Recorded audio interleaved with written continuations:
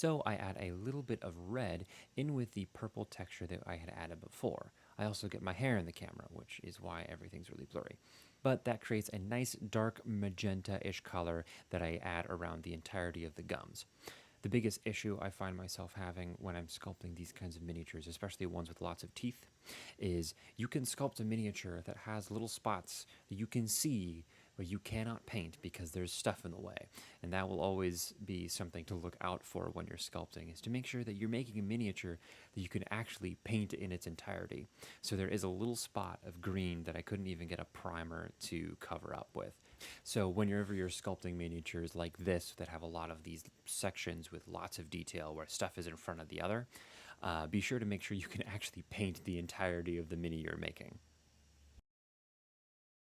But once I had gone over the entirety or most of the mouth, as well as the inner eyelids of the main eye, I can start adding paint for the teeth. The color I'm using here is a desaturated yellow ochre, where essentially I just take the light tan yellow ochre color and I add a little bit of black and I add a little bit of white, which is just an easy tip for desaturating colors, because essentially what you're doing is adding gray to whatever color you're painting with.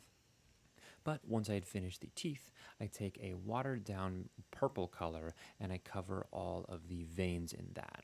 It just creates a nice little subtle variation without being too overpowering that implies that there's like some blood inside the veins.